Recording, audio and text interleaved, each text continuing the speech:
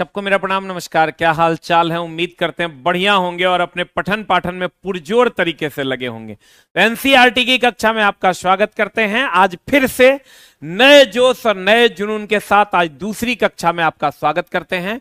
Topic का नाम है दोस्त मेरे, पौधों को जानिए। क्लास 6 का अगला चैप्टर है ये। दोस्त बार बार हम कहते हैं अभी चैप्टर हम क्लास 6 में, धीरे धीरे आप आगे जाइएगा तो लेवल आपका बढ़ते जाएगा। पहला, सामान्यतः पौधों को जानिए। यह क्लास 6 का अगला चैप्टर है। सामान्यतः पौधों का वर्गीकरण उनकी ऊंचाई, तने, शाखा के आधार पर शाक, झाड़ी और वृक्ष में किया जाता है। देखो, शाक की अगर हम बात करें, शाक मतलब हो गया वेजिटेबल्स, झाड़ी मतलब हो गया ये झाड़ीनुमा पौधा, और वृक्ष मतलब हो गया वृक्ष। ये तीन प्रकार के पौधे होते हैं। शाक हो गया, वेजिटेबल्स हो गया, सर्ब्स यानी झाड़ी हो गया, वृक्ष यानी ट्री हो गया। ये तीन प्रकार से पौधों को बांटा गया है। ये हो गया आपका वेजिटेबल, ये हो गया झाड़ीनुमा, और ये फाइनली ट्री हो गया आपका।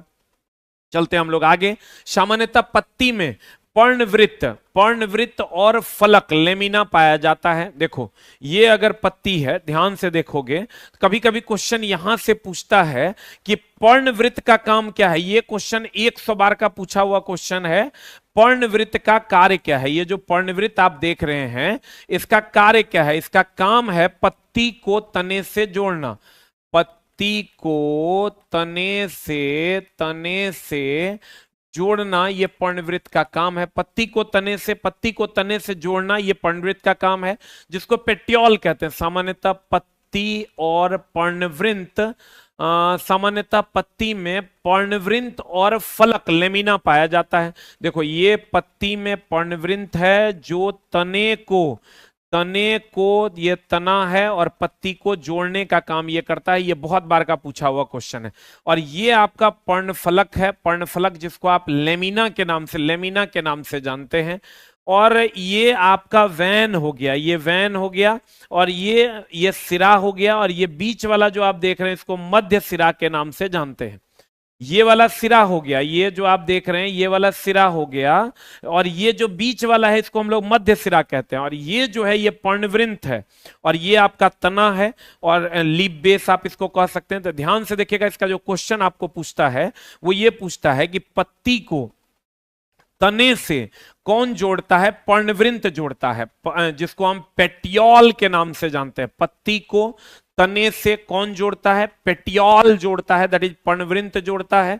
और ये मध्य वाले को मध्य सिरा, कभी कभी क्या करता है यहां पर दे देगा ए लिख के कहेगा बताओ ए क्या है, 4 गो ऑप्शन बना देगा। तो ए क्या है दोस्त मेरे? ए हमारा मध्य सिरा है, मिड रीव कहते हैं इसको, मिड रीव के नाम से जानते हैं ये ए को। इसको क्या कहते हैं? पेटियोल कहते हैं, पर्णवृत्त के नाम से जानते हैं। इसको क्या नाम से जानते हैं दोस्त मेरे? पर्णवृत्त के नाम से जानते हैं। पर्णवृत्त का काम है तना को पत्ती से जोड़ना। बीच वाला को कहते हैं मिड रीव, और ये जो साइड वाला है इसको वैन के नाम से जानते हैं। और ये जो है आपका ये लेमिना है, दैट इज फलक है। चलिए, तो कहते हैं सामान्यतः पत्ती में पर्णवृत्त फलक होते हैं, लेकिन हम कहेंगे कि सामान्यतः पत्तियों में पर्णवृत्त, पेटियोल, मध्य सिरा, मिड रीव और रीव वैन, ये वैन और पर्णफलक होते हैं। ये सब इसके पार्ट हैं। चलिए, हम लोग आगे की कक्षाओं में, अभी तो क्लास 6 में, बउआ वाला अभी कक्षा में है, जैसे जैसे क्लास 7, 8, 9, 10th में जाएंगे तो सोचिए क्या होगा। तो अगला क्वेश्चन है, पत्ती सिराओं का प्रतिरूप शिरा विन्यास कहलाता है, और यह जालिका रूपी अथवा समानांतर हो सकता है। ये जो आपका जालिका विन्यास है, ये आपका कैसा हो सकता है? जालिका रूपी अथवा समानांतर हो सकता है। जालिका भी हो सकता है, जाली के रूप में भी हो सकता है, और समानांतर भी हो सकता है। पत्तियों का सिराओं का प्रतिरूप, ये जो सिरा आप देख रहे हैं ये जालीनुमा भी होता है। पीपल वगैरह में आप देखिएगा एकदम जाली टाइप का रहता है, या समानांतर भी हो सकता है। कौन? सिरा। ये सिरा की बात हो रही है, सिराओं की बात हो रही है। ये या तो जालीनुमा होगा या तो समानांतर होगा, 2 प्रकार के होते हैं। अब दोस्त मेरे इधर आ जाओ। पत्तियों में वाष्पोत्सर्जन की जो क्रिया होती है, देखो ये अगर पत्ती है, इसमें अगर वाष्पोत्सर्जन की क्रिया होती है तो ये वाष्पोत्सर्जन की क्रिया द्वारा जलवाष्प को वायु में निष्कासित करते हैं। किसके द्वारा? ये क्वेश्चन आपको खूब पूछा था, हम अभी क्लास 6 में हैं। पत्तियां, ध्यान से देखिएगा, कभी कभी क्वेश्चन जो है गड़बड़ करता है। पानी का वाष्पीकरण होता है, पानी का वाष्पीकरण होता है और पत्ती जो है ये वाष्पोत्सर्जन करती है, ये वाष्पोत्सर्जन करती है। ध्यान से देखना, दोनों अलग अलग है। जैसे आप कहिएगा संघनन जो है, आपको ऑप्शन दे देगा, बताइए संघनन क्या करता है, तो कहेंगे वाष्प को द्रव में बदलता है। या एक ऑप्शन, हम बार बार बच्चों को इस चीज से इसलिए अवेयर करते हैं क्योंकि ये क्वेश्चन पूछता है, गैस को द्रव में बदलता है। देखो गैस से द्रव नहीं होता है, वाष्प से द्रव होता है। बताओ आंसर क्या हो जाएगा जल्दी से। पत्तियों में वाष्पोत्सर्जन की क्रिया, जलवाष्प को वायु में निष्कासित करना। ये जो एस्टोमेटा आप देख रहे हैं, यहां से जलवाष्प को, वाष्प को, वाटर वेपर्स को वायु में निष्पादित करने की क्रिया होती है। और ये जो छिद्र है इसको हम लोग एस्टोमेटा के नाम से जानते हैं। ये जो छिद्र है इसको हम लोग रंध्र के नाम से जानते हैं, रंध्र के नाम से जानते हैं, एस्टोमेटा के नाम से जानते हैं, जहां से वाष्पोत्सर्जन की क्रिया होती है। ठीक है, ध्यान से समझिएगा एकदम दोस्त मेरे। हम बार बार कर रहे हैं, अभी क्लास 6 में है, अभी लेवल एकदम डाउन रहेगा, धीरे धीरे धीरे धीरे लेवल आपका बढ़ते चला जाएगा। कहते हैं पत्तियां वाष्पोत्सर्जन, देखो पानी में वाष्पीकरण होगा और पत्तियों में वाष्पोत्सर्जन होगा। संघनन की क्रिया गैस को नहीं, वाष्प को द्रव में बदलती है। और ये जो वाष्पोत्सर्जन की क्रिया होगी ये कहां पर होगी दोस्त मेरे, रंध्र के पास होगी। रंध्र दैट इज एस्टोमेटा, ये एक प्रकार का छिद्र है जहां से वाष्पोत्सर्जन की क्रिया होती है। पानी में क्या होगा दोस्त मेरे, वाष्पीकरण। पत्तियों में क्या होगा, वाष्पोत्सर्जन। और संघनन का मतलब हुआ वाष्प को द्रव में बदलना, ना कि द्रव को वाष्प में। और पत्तियों का वाष्पोत्सर्जन, पत्तियों में वाष्पोत्सर्जन कहां से होता है, रंध्र से, दैट इज एस्टोमेटा से होता है।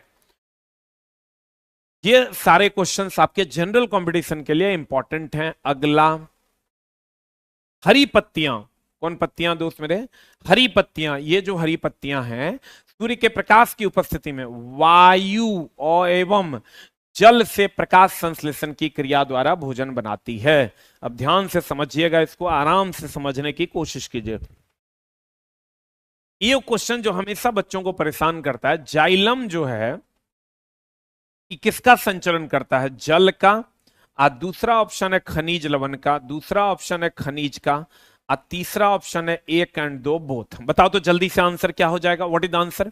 एकदम सिंपल क्वेश्चन है, जाइलम जल का वहन करता है, खनिज लवण का वहन करता है, 1 और 2 both is the right answer. जल्दी बताओ, जाइलम जल का या खनिज लवण का, 1 और 2 both is the right answer. The right answer is 1 और 2 बोथ। हरी पत्तियां सूर्य के प्रकाश की उपस्थिति में, ये जो हरी पत्तियां हैं सूर्य के प्रकाश की उपस्थिति में, सूर्य के प्रकाश, देखो क्या क्या, कभी कभी क्वेश्चन जब पूछता है ना बच्चे इसमें बड़ा मिस्टेक करते हैं। यहां आंसर हो जाएगा दोनों। कभी कभी क्वेश्चन क्या पूछता है, प्रकाश संश्लेषण के लिए जरूरी क्या है, प्रकाश संश्लेषण, प्रकाश संश्लेषण की अगर हम बात करें इसके लिए क्या जरूरी है। एक है सूर्य का प्रकाश, दूसरा है पानी, तीसरा है कार्बन डाइऑक्साइड, और चौथा है क्लोरोफिल, क्लोरोफिल, क्लोरोफिल, और पांचवा है नॉन ऑफ दीज। बताइए तो आंसर क्या हो जाएगा, व्हाट इज द आंसर। जल्दी बताइए आंसर। इस बार 5 ऑप्शन आपको दिए हम, प्रकाश संश्लेषण की क्रिया में क्या जरूरी है। तो ध्यान से देखिएगा तो आपको समझ में आएगा कि प्रकाश संश्लेषण की क्रिया में क्या जरूरी है। एकदम आराम से देखिएगा तो आपको समझ में आ जाएगा। देखो, प्रकाश संश्लेषण की क्रिया अगर हम करें, एकदम यहां से क्वेश्चंस पूछे जाते हैं, एकदम डिटेल में हम आपको पढ़ा देते हैं। प्रकाश संश्लेषण, फोटोसिंथेसिस, देखो क्या होता है ये, CO2 H2O से अभिक्रिया करेगा, किसकी उपस्थिति में भैया, सूर्य के प्रकाश की उपस्थिति में और क्लोरोफिल की उपस्थिति में। क्लोरोफिल जो है उत्प्रेरक का काम करता है, ये दे देगा C6H12O6 प्लस O2 अब प्लस H2O। ध्यान से देखना क्या क्या हम कह रहे हैं। प्रकाश संश्लेषण के लिए ये जरूरी है, अभिकारक है ये, अभिकारक है ये, और ये जरूरी है इस क्रिया को करने के लिए।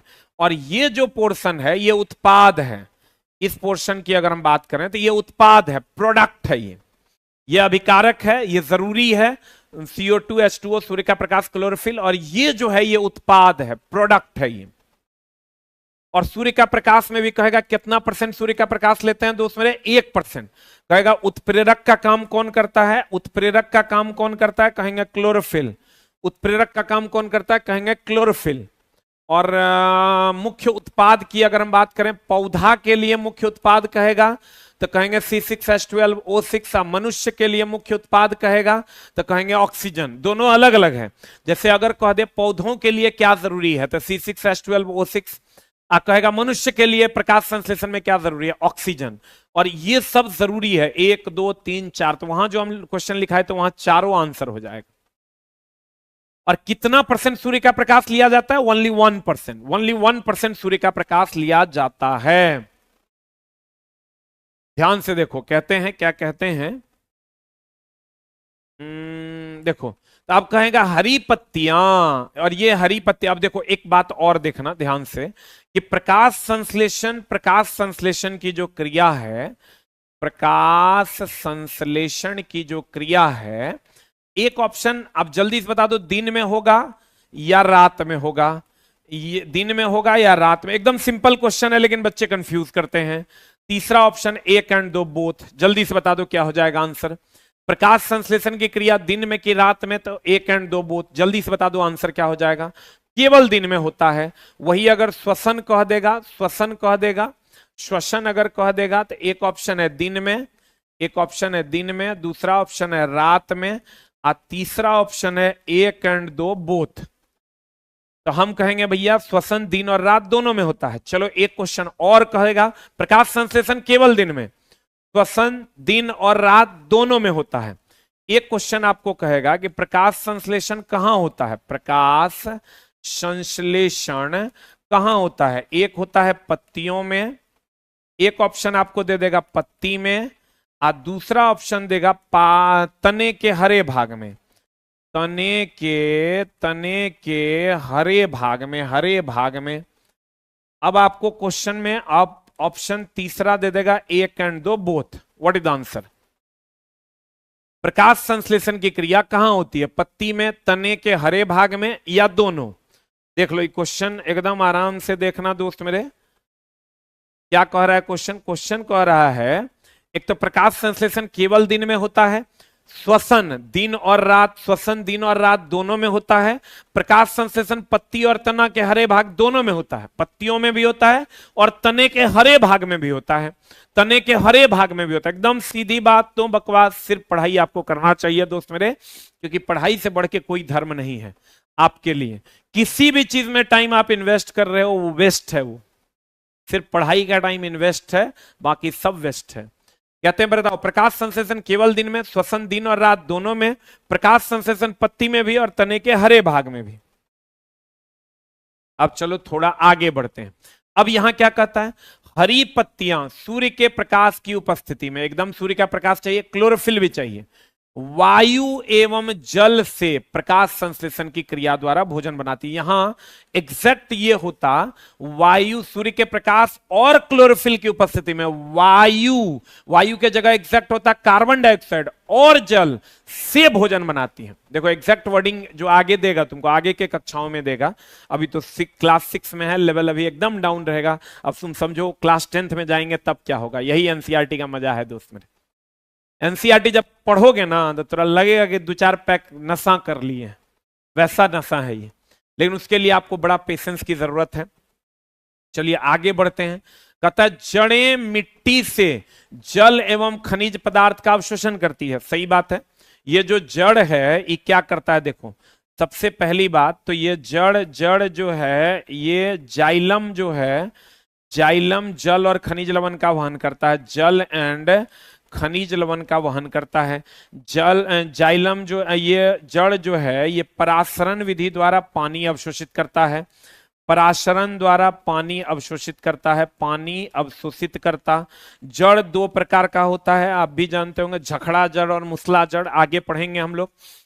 जाइलम जल और खनिज लवण कहता है जड़ें, ये जड़ जो है मिट्टी से जल और खनिज पदार्थ का अवशोषण करती है, एकदम करती है, तथा पौधों को मिट्टी में दृढ़ता से जमाए रखती है। अब दूसरा काम देखो क्या है, ये क्वेश्चन पूछता है कि जड़ का काम क्या है, तो जड़ का काम है एक तो पानी खनिज इसको किसकी पूर्ति, और मिट्टी में जकड़न, ये तीन काम है। इसी को कथन निष्कर्ष बना के देगा ना तो गड़बड़ कर देगा। हम लोग जानते हैं जड़ पानी अवशोषित करता नहीं, खनिज लवण भी अवशोषित करता है।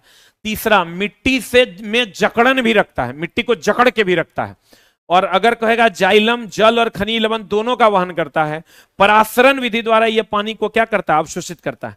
परासरण विधि द्वारा पानी को अवशोषित करता है। जब परासरण क्या है, जब कम सांद्रता से उच्च सांद्रता में किसी भी चीज का प्रवाह होता है, कम सांद्रता से उच्च सांद्रता में किसी चीज का प्रवाह होता है तो उसे हम परासरण कहते हैं।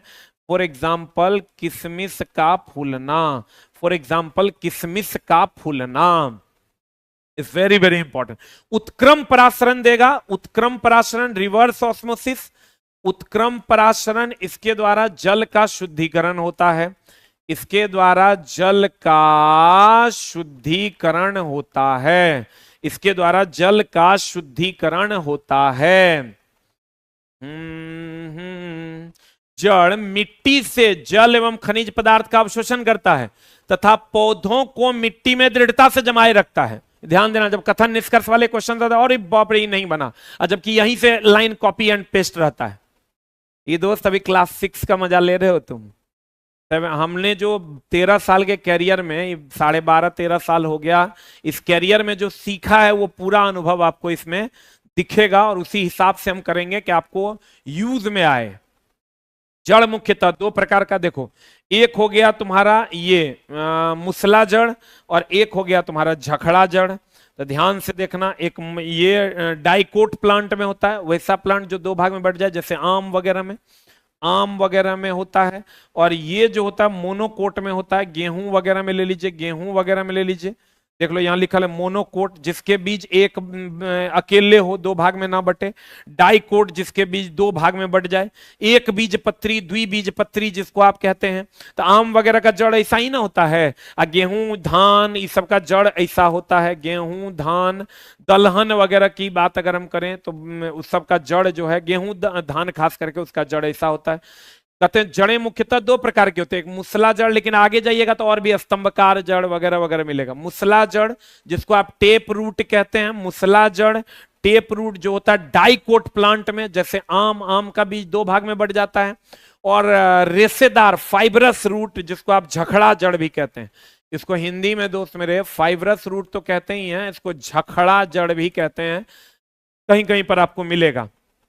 तो ये हो गया, ये मोनोकोट प्लांट में होता है, जैसे गेहूं धान, ये मोनोकोट है, एक बीज पत्री में होता है। और ये द्विबीज पत्री में होता है, डाइकोट प्लांट में मुसला जड़ होता है, टैप रूट होता है, और इसमें फाइब्रस रूट होता है। ध्यान से देखो, याद ना रहे तो इसे याद रखो भैया, धान के खेत में धान को उखाड़े हो तो उसमें एकदम झगड़ा टाइप का आपको रेशेदार जड़ मिलेगा, फाइब्रस रूट। और इसको उखाड़ते देखो बीच में मुसला रहता है, तो इसीलिए इसको कहते हैं मुसला जड़ आम वगैरह में। चलिए आगे बढ़ते हैं, कहता है जालिका रूपी शिराविन्यास युक्त पत्तियों वाले पौधों की जड़ें मुसला जड़ होती है। जालिका रूपी जो होता है, जैसे आम वगैरह का पत्ता में देखना, आम जब सड़ जाएगा जाली टाइप का आपको दिखेगा। आम का पत्ता जब पूरा का पूरा हरियाली उसका खत्म हो जाएगा, देखना जाली जैसे पीपल में दिखता है, जाली। तो कहते हैं जालिका रूपी शिराविन्यास युक्त पत्तियों वाले पौधों की जड़ें कैसी होती है, मुसला जड़ होती है। जबकि समानांतर शिराविन्यास वाले पत्तियों वाले पौधों की जड़ें कैसी होती है, फाइब्रस रूट होती है। मोनोकोट में फाइब्रस होता है और डाइकोट में, इसको याद नहीं करना है, आम का देखे हो ना, आम में मुसला जड़ होता है। धान गेहूं में देखे हो ना, उसमें झखड़ा जड़ होता है, फाइब्रस रूट पाया जाता है। तने द्वारा, किसके द्वारा दोस्त मेरे, तने द्वारा जड़ से इतना है तुम्हारा स्टेम, जिसको आप कहते हैं स्टेम। तने द्वारा जड़ों से पत्तियों और दूसरे भागों तक, देख लो ये तना है, स्टेम है, ये सब तना है। तने द्वारा जड़ों से, ये जड़ से पत्तियों के दूसरे भागों तक को जल और पत्तियों से भोजन पौधों के अन्य भागों तक पहुंचाया जाता है। देखो ध्यान से समझना, जैसे यहां से जल और खनिज लवण अन्य भागों तक पहुंचता है, बहुत बढ़िया बात, ये काम जाइलम करता है। जाइलम जटिल कोशिका है, जाइलम और फ्लोएम, याद रखिएगा। जाइलम जल एंड खनिज लवण का वहन कर देता है, और ये यहां जो प्रकाश संश्लेषण का उत्पाद है, इसको प्लोएम जो है, प्लोएम जो है, ये प्रकाश संश्लेषण के उत्पाद को, प्रकाश संश्लेषण के उत्पाद का वहन करता है ऊपर से नीचे। अब ये दोनों जो है महाभिविया, ये दोनों जटिल कोशिका है, जटिल उत्तक है। सरल उत्तक में कौन कौन आता है, वेरी वेरी इंपॉर्टेंट, सरल उत्तक में कौन कौन आता है दोस्त मेरे? सरल उत्तक में आता है, आप आगे पढ़िएगा, कॉलन काइमा पढ़े हैं, कॉलन काइमा, एस्केलरन काइमा, एस्केलरन काइमा, उसके बाद पेरेन काइमा, पेरेन काइमा, ये सब सरल स्थायी उत्तक है। और ये जो है जाइलम और फ्लोएम जटिल उत्तक के उदाहरण है। जाइलम और फ्लोएम जटिल उत्तक के उदाहरण है। कहते हैं तने द्वारा, ये तना जो है, ये तना द्वारा जड़ों से, ये जड़ से पत्ती और जल, पत्तियों और दूसरे भागों को जल और पत्तियों से भोजन पौधों के अन्य भागों में पहुंचता है। मतलब जड़ों से तना के द्वारा जल अन्य भाग में, अब पत्तियों से प्रकाश संश्लेषण का उत्पाद अन्य भाग में पहुंचता है। और ये दोनों काम अलग अलग जाइलम और फ्लोएम करता है। जाइलम और फ्लोएम जटिल उत्तक का उदाहरण है, और सरल उत्तक, सरल स्थायी उत्तक कॉलन काइमा, स्क्लेरन काइमा और पेरेन काइमा है। और जाइलम और फ्लोएम की अगर हम बात करें तो जाइलम जल और खनिज लवण का, फ्लोएम प्रकाश संश्लेषण के उत्पाद का वहन करता है। चलिए थोड़ा और बढ़ते हैं। ये कौन है दोस्त मेरे? सरल अस्थायी उत्तक है, और ये जटिल उत्तक है। जाइलम और फ्लोएम क्या है? जटिल उत्तक है। चलिए आगे बढ़ते हैं।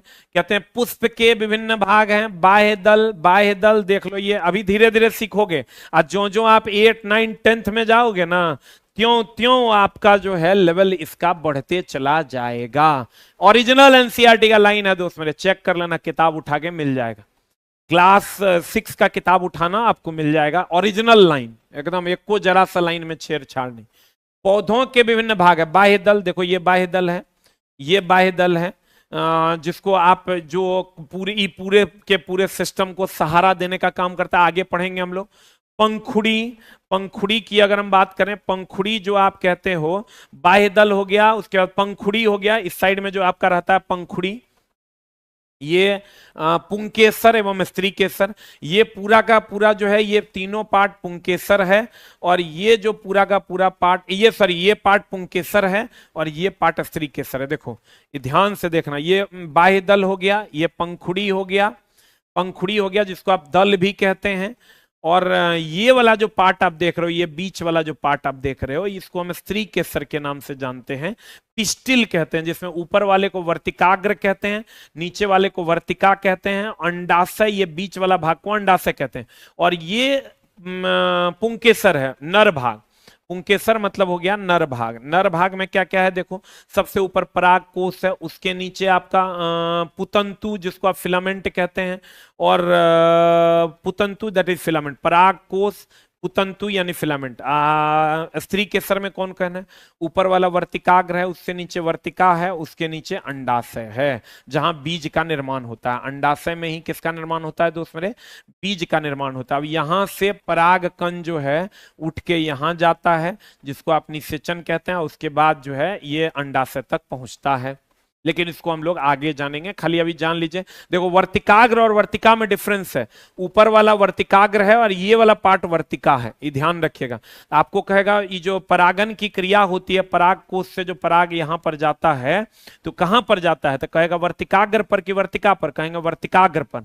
वर्तिकाग्र से कहां आता है? यानी स्टिग्मा पर, स्टिग्मा से स्टाइल में जाता है वर्तिका में, और वहां से अंडाशय में आता है, लेकिन इसको हम लोग डिटेल में आगे पढ़ेंगे, अभी तो ये केवल पार्ट है। कहता है अब अगले चैप्टर की ओर चलते हैं। The name of the chapter is शरीर की गति। क्या नाम है चैप्टर का दोस्त मेरे? एकदम पेशेंस से पढ़ना होगा। चीन लो दोस्त, एकरे से तोहर उद्धार होना है, कलम से ही तोहर उद्धार होना है एकदम सा। जो टीचर जहां जो मिले एकदम पढ़ते जाओ। कहते हैं अस्थि बोन। सबसे पहले तो ये जान लीजिए कि अस्थि जो होता है वो कैल्शियम फॉस्फेट का बना होता है, Ca3PO4 हॉल 2 का बना होता है। इसमें अगर कहेगा मेनली किसका बना होता है, कैल्शियम, ये फर्स्ट ऑप्शन होगा। फॉस्फोरस ये सेकंड ऑप्शन होगा। एक्चुअल में हड्डी बना होता है कैल्शियम फॉस्फेट का। इसमें तो हमको नहीं लगता किसी को दिक्कत होगा। उपास्थि की बात करोगे, शरीर की गति, अगला चैप्टर है। उपास्थि की अगर हम बात करोगे, कहां है हमारा, कान में है, नाक में है, नाक में है और गर्दन में है। कान में, नाक में, गर्दन में है। उपास्थि को हम लोग लचीली हड्डी के नाम से जानते हैं, लचीली हड्डी के नाम से जानते हैं। लचीली हड्डी ये गर्दन में उपास्थि। कभी कभी पूछता है गर्दन में जो उपास्थि है वो क्या करता है, श्वसन के लिए मार्ग बनाए रखता है, श्वसन के लिए मार्ग जो है वो बनाए रखता है। ये कान में भी ये कार्टिलेज है आपका, ये नाक में भी कार्टिलेज है, कार्टिलेज को ही हम लोग उपास्थि कहते हैं। तो इसको लचीली हड्डी कहते हैं। कहता है अस्थि एवं उपास्थि मानव कंकाल बनाते हैं। यहां से दोस्त मेरे समझ लो 6 to 10 एनसीईआरटी से डायरेक्ट सवाल पूछे जाते हैं, डायरेक्ट किसी भी कंपटीशन में, लेकिन उसको बड़ा पेशेंस और बड़ा प्यार से पढ़ना होता है। कहते हैं अस्थि और उपास्थि मानव कंकाल बनाते हैं। यह शरीर का पिंजर भी बनाता है, यह शरीर का पिंजरा बनाता है। देख लो, ये शरीर को पिंजरा बना देता है और इसे एक आकृति भी देता है। देखो ये आकृति भी देगा, ये अस्थि और उपास्थि मिलके। कंकाल चलने में सहायक है और आंतरिक अंगों को सुरक्षा भी देता है। कहेगा कंकाल क्या करता है, चलने में सहायक है और आंतरिक अंगों को सुरक्षा देता है। अब ध्यान से देखना, अगर तुमको कह दे कंकाल क्या करता है, अभी तक दोस्त मेरे NCERT exemplar line by line पूरे भारत में सिर्फ हम पढ़ाए हैं। अब तुम कहोगे सर आप तो ऐसे बोल दिए, चेक करके देख लेना। एनसीईआरटी एग्जाम्पलर की जो बुक है, लाइन बाय लाइन भारत सरकार का 1 नंबर क्वेश्चन से लेकर लास्ट नंबर क्वेश्चन तक का प्लेलिस्ट यूट्यूब पे बना पड़ा हुआ है, जाके देख लेना। आप बाकी कहीं खोजोगे तो लोगों ने सिलेक्टेड क्वेश्चन पढ़ाया, पूरा 10 गो 20 गो 50 गो 100 गो क्वेश्चन पढ़ाया, किसी ने पूरे क्वेश्चन नहीं करवाए। और उसके एक एक वीडियो के व्यूज हैं 20-20 लाख, 10-10 लाख, 4-4, 3-3, 2-2 लाख बच्चों ने उसको देखा है। प्लेलिस्ट बना हुआ है, कभी जाके चेक करना, एनसीईआरटी एग्जाम्पलर। जो भारत सरकार के वेबसाइट पे A to Z क्वेश्चन अकेले हम करवाएं, और यहो जो हम तुमको करवा रहे हैं ये भी तुमको कहीं पर उपलब्ध नहीं मिलेगा। एक बार चेक करके देख लेना, नहीं विश्वास हो तो यूट्यूब तो तुम्हारे ही पास, चेक कर लेना, तुमको एक भी जगह पर ओरिजिनल एनसीईआरटी नहीं मिलेगा। हाँ, बेस्ड ऑन एनसीईआरटी मिल सकता है। कहते हैं क्योंकि दोस्त ये थोड़ा सा उलझा हुआ है, इसको बढ़िया से पढ़ के समझना होता है। कहते हैं अस्थि कैल्शियम फॉस्फेट का पहला ऑप्शन कैल्शियम, दूसरा फॉस्फोरस। अस्थि एवं उपास्थि, समझ लो कि तुम 6 से 10 में जा रहे हो, तुम्हारी जर्नी है ये, और तुमको बहुत आसानी से समझ में आएगा। अस्थि एवं उपास्थि मानव कंकाल बनाते हैं, एकदम मानव कंकाल बनाते हैं। यह शरीर को का पिंजर बनाता है, पिंजरा एकदम देखो पिंजरा के जैसा बनाता है। इसके अंदर में यह क्या क्या करता है, अगर आपको कहेगा कंकाल क्या करता है, कहेंगे आकृति देता है, कहेंगे हाँ एकदम आकृति देता है। दूसरा सुरक्षा देता है, पार्ट को एकदम सुरक्षा देता है। और तीसरा 1 and 2 बोथ। तो आंसर बताओ जल्दी से क्या हो जाएगा। ये कंकाल जो है आकृति भी देता है, सुरक्षा भी देता है और दोनों देता है। 1 and 2 बोथ, जो ये पार्ट इसके अंदर है उसको सुरक्षा भी देता है, आकृति भी देता है, दोनों काम ये करता है दोस्त मेरे। चलो चलते हैं आगे। और उपास्थि कैसी हड्डी है, लचीली हड्डी है। कान, नाक और गर्दन की हड्डी कैसी हड्डी होती है, उपास्थि होती है। हड्डी में क्या होता है, कैल्शियम फॉस्फेट, जिसमें कैल्शियम भी होता है और फॉस्फोरस भी होता है। चलो आगे बढ़ते हैं। मानव कंकाल, ध्यान से देखना, कहते हैं मानव कंकाल खोपड़ी, मानव कंकाल खोपड़ी, मेरुदंड, पसली, वक्ष, वक्ष मतलब ये सीना की अस्थि, कंधे एवं श्रोणी मेखला, जिसको पेल्विक ग्राइडल तथा हाथ एवं पांव की अस्थियों से बना है। देखो इसमें क्या क्या है, अगर आप इसमें जाइएगा दोस्त मेरे, तो इसमें क्या क्या है, हाथ की हड्डी, पैर की हड्डी, पेल्विक होता है, मस्तिष्क होता है, पैर की हड्डी है, उंगलियों की हड्डी है, इस सब से हमारा ये जो है बना हुआ है। यही बात यहां लिखा हुआ है, कुछ खास नहीं है। कहता है पेशियों के जोड़े के एकांतर क्रम में सिकुड़ने और फैलने से अस्थियां गति करती है। देखो, एक तो तुमको कहेगा हम जो भोजन ग्रहण करते हैं किस विधि द्वारा, कहेंगे क्रमाकुंचन विधि द्वारा। ये ध्यान रखना, ये क्वेश्चन है एनसीईआरटी में। भोजन ग्रहण करते हैं, भोजन ग्रहण करते किस विधि द्वारा दोस्त मेरे, क्रमाकुंचन विधि द्वारा। क्रमाकुंचन विधि द्वारा, ऐसे तो कहते हैं पेशियों के जोड़े के एकांतर क्रम में। देखो, हम जो चलते हैं ऐसे सिकुड़ते और फैलते हैं, हमारी जो पेशियां हैं वो सिकुड़ती और फैलती है, तब हम चल पाएंगे। खाली कंकाल रहेगा तो नहीं चल पाएंगे।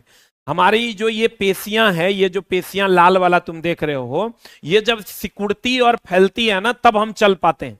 आपको कहेगा हम चल कैसे पाते हैं, तो हम कहेंगे भैया हमारी पेशियां सिकुड़ती और फैलती है, जिसके कारण हमारी अस्थियां गति कर पाती हैं। ये एग्जैक्ट लाइन है। हम कहेंगे हमारी पेशियां फैलती और सिकुड़ती है, जिसके कारण हमारी अस्थियां गति कर पाती हैं। ध्यान से समझना, ना तो गड़बड़ हो जाएगा। कहते हैं हमारी पेशियां फैलती और सिकुड़ती है, जिसके कारण हमारी अस्थियां गति करती हैं। समझ में आया? ध्यान से पढ़ो। पेशियों के जोड़े के एकांतर क्रम में पेशियों के सिकुड़ने एवं फैलने से अस्थियां क्या करती है, गति करती है। अब दोस्त मेरे, अस्थियों की संधियां देखो, इस संधि पूछता है कहां पर कौन सा ज्वाइंट होता है। ध्यान से देखो, हमारे शरीर में अलग अलग, यहां पर अलग ज्वाइंट है, यहां कमर में अलग ज्वाइंट है, ये गर्दन में अलग ज्वाइंट है, हर जगह अलग अलग ज्वाइंट है। सब ज्वाइंट का नाम बढ़िया से देख लो, पूछता है। गर्दन के पास जो है, इतना बार पढ़ लीजिएगा 6 to 10 में ही सब, बार बार फिर आएगा नेक्स्ट लेवल, फिर नेक्स्ट लेवल, 6 में अभी जो लेवल में है, 7 में उससे ज्यादा लेवल, 8 में उससे ज्यादा लेवल, 9th में उससे ज्यादा लेवल, 10th में सबसे ज्यादा लेवल। तो कहते हैं ये जो यहां का जो ज्वाइंट है, इसको पाइवोट ज्वाइंट कहते हैं। पाइवोट ज्वाइंट चारों तरफ आप जा सकते हैं, इसको हम लोग पाइवोट ज्वाइंट कहते हैं। यहां ये पाइवोट ज्वाइंट है। आपको कहेगा पाइवोट ज्वाइंट की गति चारों ओर की गति होती है। पाइवोट ज्वाइंट की गति जो होती है वो चारों ओर की गति होती है। फिर यहां जो हाथ में होता है, ये हिंज ज्वाइंट है, ये हिंज ज्वाइंट होता है, ये हिंज ज्वाइंट होता है। यहां की अगर हम बात करेंगे, ये ज्वाइंट तो आपका कॉन्डोलॉइड ज्वाइंट के नाम से जाना जाता है। फिर यहां बॉल एंड सॉकेट, ये कमर में जो यहां ज्वाइंट है, इसको बॉल एंड सॉकेट ज्वाइंट के नाम से जानते हैं। फिर आ जाओ यहां किधर गया, यहां पर ये सैडल ज्वाइंट के नाम से जानते हैं। इसको हम लोग प्लेन ज्वाइंट जो है यहां होता है। मेनली तुमको दुए को पूछता है, याद रखना, गर्दन में पाइवोट ज्वाइंट, गर्दन में पाइवोट ज्वाइंट यहां, और ये को तुमको पूछेगा यहां कमर में, that is ball and socket joint. कमर में बॉल एंड सॉकेट ज्वाइंट, गर्दन में पाइवोट ज्वाइंट, ये गर्दन में पाइवोट ज्वाइंट, कमर में पूछेगा तो बॉल एंड सॉकेट ज्वाइंट, ये पूछता है। तो हमारा शरीर देखो क्या लिखा है, अस्थियों की संधियां, दैट इज ज्वाइंट, अनेक प्रकार के होते हैं, बहुत सारे प्रकार के हैं, और इस संधि की प्रकृति एवं गति की दिशा पर निर्भर, और यह उस संधि की प्रकृति और गति की दिशा पर निर्भर करता है। जैसे हमारे हाथ में देखो, यहां पर ये हाथ में जो हिंज ज्वाइंट है, ये एक के डायरेक्शन में है, एक जगह फिक्स है और एक ही डायरेक्शन में, इससे नीचे नहीं जाएगा, सिंगल डायरेक्शन है, तो हिंज ज्वाइंट है। तो कहते हैं संधियां होती है, यह उस संधि की प्रकृति एवं गति की दिशा पर निर्भर करती है। और चारों दिशा में होगा तो इसको कहेंगे पाइवोट ज्वाइंट, एक ही दिशा में होगा तो इसको कहेंगे हिंज ज्वाइंट। तो हाथ में कौन ज्वाइंट है, हिंज ज्वाइंट, हाथ में हिंज ज्वाइंट। यहां आओगे बॉल एंड सॉकेट ज्वाइंट है, ये यहां कौन ज्वाइंट है दोस्त मेरे, यहां पाइवोट ज्वाइंट है। पाइवोट ज्वाइंट चारों तरफ का ज्वाइंट होता है। ये हिंज ज्वाइंट है, ये कौन ज्वाइंट है, हिंज ज्वाइंट है, हिंज ज्वाइंट है। इसको रट्टा नहीं मारना है, धीरे धीरे आपको अपने याद हो जाएगा।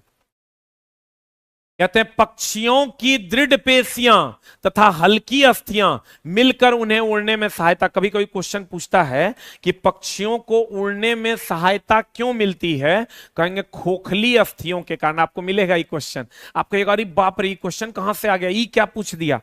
तो दोस्त मेरे, ये तो अभी क्लास 6 में ना है, आप जब 10th तक जाइएगा तब आपको पता चलेगा एनसीईआरटी का मजा क्या होता है, ठीक ना, वो भी एकदम ऑर्डर में। लेकिन उसके लिए दोस्त मेरे आपको प्रॉपर वे में हर क्लास को समझना होगा। कहते हैं पक्षियों की दृढ़ पेशियां और हल्की अस्थियां, अस्थियां कैल्शियम फॉस्फेट की होती है, मिलकर उन्हें उड़ने में सहायता करती है, ये पंखों को फड़फड़ा कर उड़ते हैं। ये बात तो सही है, लेकिन ये बात हमेशा ध्यान रखना, पक्षी उड़ पाता है किसके कारण? खोखली अस्थि। जैसे अगर आप वेजिटेरियन वाले जो हैं उनके लिए सॉरी, जब आप मुर्गा नॉनवेज वाले खाते हैं तो देखना उनका जो ये मुर्गा वगैरह का जो टांग होता है उसके बीच में देखना कंप्लीट खोखली हड्डी मिलेगी, तुमको कंप्लीट खोखली हड्डी मिलेगी। उसी के कारण वो हल्का होता है, जिसके कारण वो क्या कर पाता है? उड़ पाता है। चलिए आगे बढ़ते हैं। कहते हैं मछली शरीर के दोनों ओर एकांतर क्रम में वलय बनाकर जल में तैरता है। वलय बनाकर वो अपने फींस से तैरता है। कहेगा किसकी सहायता से तैरता है? फींस से तैरता है। मछली शरीर के दोनों ओर एकांतर क्रम में वलय बनाकर तैरता है। सर्प अपने शरीर के दोनों ओर एकांतर क्रम में वलय बनाते हैं, रिंग बनाते हैं, और भूमि पर वलयकार गति करता हुआ आगे की ओर फिसलता है। कभी कोई क्वेश्चन पूछता है कि बताओ मछली किसके कारण एकांतर क्रम में वलय रिंग बनाकर तैरता है, और सर्प भी अपने शरीर के दोनों ओर एकांतर क्रम में वलय रिंग बनाकर ऐसे ऐसे तैरता है। हुए भूमि पर वलयकार गति करता है। और इसी में घोंघा के बारे में पूछता है अक्सर कि घोंघा कैसे चलता है? मांसल पैर से। कहेगा घोंघा कैसे तैरता है? मांसल पैर से। कहेगा केचुआ कैसे, वर्म कैसे तैरता है, तो कैसे चलता है? तो कहेंगे अपने शरीर को सिकुड़ाकर और फैलाकर, सिकुड़ाकर और फैलाकर, उसमें शंकुआकार धारियां होती है जिससे वो चलता है। तो सबसे ज्यादा पूछता है घोंघा कैसे चलता है? मांसल पैर से। कहेगा केचुआ कैसे चलता है? अपने शरीर को सिकुड़ाकर और फैलाकर। कहेगा सांप कैसे चलता है? रिंग बनाकर। वलय बनाते हुए भूमि पर वलयकार गति करता है, ऐसे ऐसे गति करता है, आगे की ओर फिसलता है। बहुत सारी अस्थियां एवं उससे जुड़ी पेशियां शरीर के आगे की ओर धक्का देती है। उसकी बहुत सारी पेशियां हैं जो आगे की ओर धक्का देती है। आज तिलचट्टा को अगर आप जानते होंगे, तिलचट्टा की अगर हम बात करें दोस्त मेरे, तो तिलचट्टा देखो, ये कॉकरोच की अगर बात करें, जिसमें देखो कितना एक एक दू गो पंख इधर है और दू गो पंख इधर होगा, तो दू जोड़ा पंख है, एक जोड़ा ये हुआ, एक जोड़ा ये हुआ। कहेगा पंख कितने? कहेंगे 2 जोड़ा। फिर आपको कहेगा एंटीना कितना? तो एंटीना ये है, एंटीना भी 1 जोड़ा है। कहेगा पैर कितना? तो 1 2 3, 3 जोड़ा पैर है। 1 जोड़ा ये हुआ, 2 जोड़ा, 3 जोड़ा, 3 जोड़ा पैर है, 2 जोड़ा पंख है, 1 जोड़ा एंटीना है। देख लो क्या क्या है। ये पूछता है दोस्त मेरे, तो कहोगे कि बाप रे ये क्वेश्चन कहां से आया? 3 जोड़ा पैर है, देख लो 1 2 3 4 5 6, 2 जोड़ा जो है, 2 जोड़ा पंख है, 2 जोड़ा पंख है, और 1 जोड़ा एंटीना है।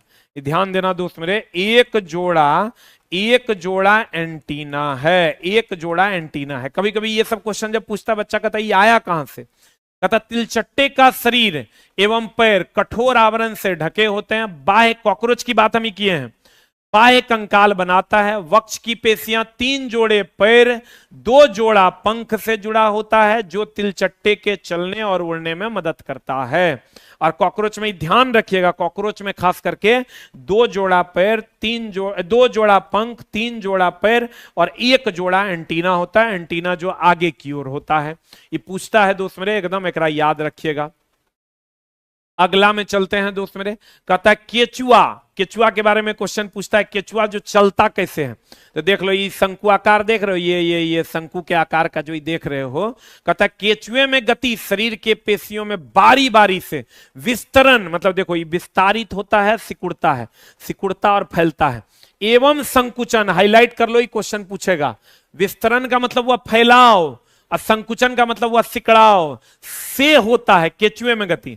और शरीर के अधः सतह पर शंकु केचुओं को भूमि के पर पकड़ बनाने में सहायता करता है। ये जो शंकुआकार पार्ट देख रहे हो, ये केचुए को क्या करने में दोस्त मेरे? पकड़ बनाने में मजबूती प्रदान करता है। और ये चलता कैसे? फैल कर और सिकुड़ कर।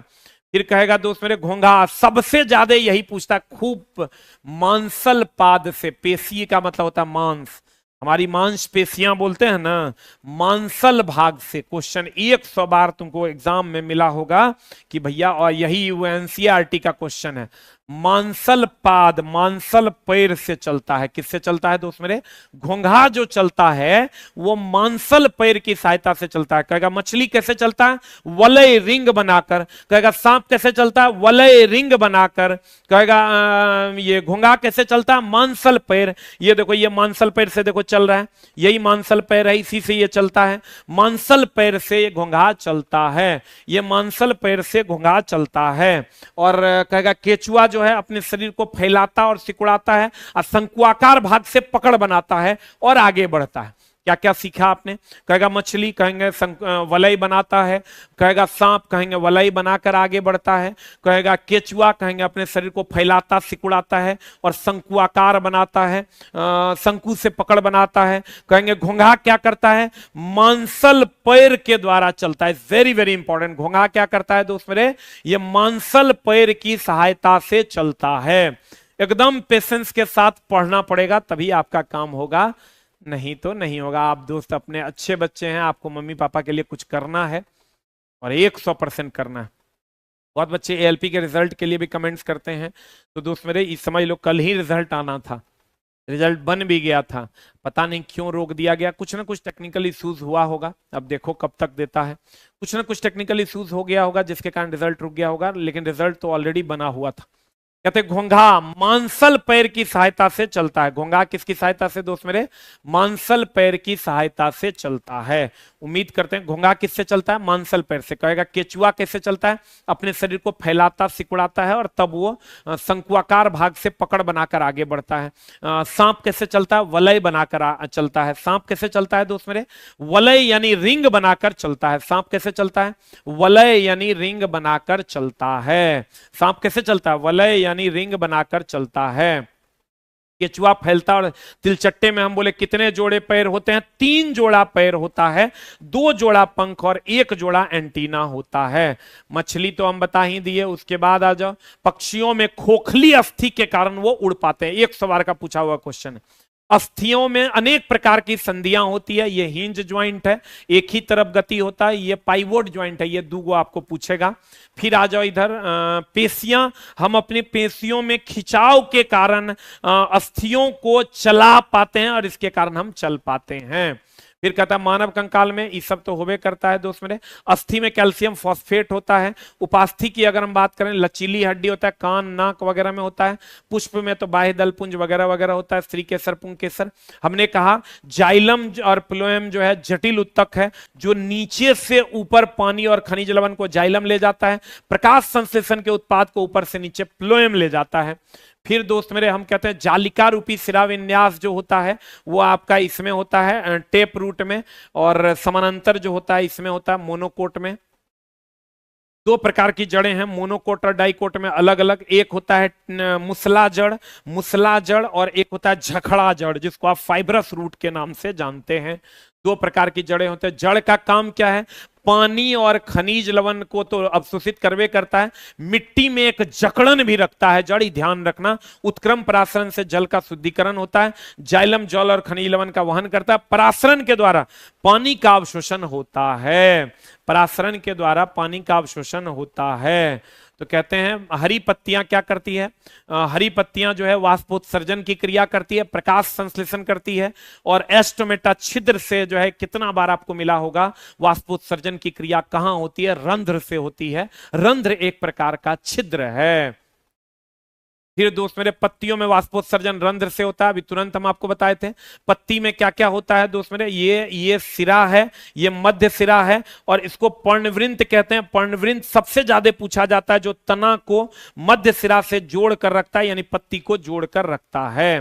फिर उसके बाद सामान्यतः पत्ती पर्णवृंत, ये हम आपको पढ़ा दिया। पौधे में हम बोले पौधे कितने प्रकार के होते हैं दोस्त मेरे? पौधे 3 प्रकार के होते हैं। कौन कौन? एक तो वेजिटेबल, उसके बाद झाड़ीनुमा और तीसरा ट्री। 3 प्रकार के होते हैं। तो आज की कक्षा में हम लोगों ने इसको प्रॉपर वे में पढ़ा। प्रकाश संश्लेषण दिन में होता है, रात में नहीं होता। श्वसन दिन और रात दोनों में होता है। सूर्य का प्रकाश पौधे 1% ग्रहण करते हैं। क्लोरोफिल एक प्रकार का उत्प्रेरक है। पौधे के लिए उपयोगी है C6H12O6। मनुष्य के लिए उपयोगी है ऑक्सीजन। और प्रकाश संश्लेषण संश्लेषण केवल दिन में होता है, श्वसन दिन और रात दोनों में होता है। प्रकाश संश्लेषण पत्ती में भी होता है और तने के हरे भाग में भी होता है। Thank you very much, love you all, नमस्कार। अगर क्लास आपको अच्छा लगा और लगा कि कंटेंट में दम है तो एक बार दोस्त मेरे 8 टाइप करें। अगर आपको लगता है कि कंटेंट में दम है तो एक बार दोस्त मेरे 8 टाइप करें और हम कोशिश करेंगे एकदम प्रॉपर वे में। अभी तो क्लास 6 में, अभी तो बउआ वाला लेवल है, धीरे धीरे धीरे धीरे बहुत बड़े लेवल की ओर, क्लास 10 की ओर हम लोग जाएंगे। चलिए तो मिलते हैं हम लोग अगली कक्षा में अपने नियमित समय पर 9:45 में। Thank you very much. Daily ये क्लास, जो बच्चे नए हैं जान लीजिए, 9:45 में डेली ये क्लास चलती है अपने नियमित समय पर रात में। Thank you very much.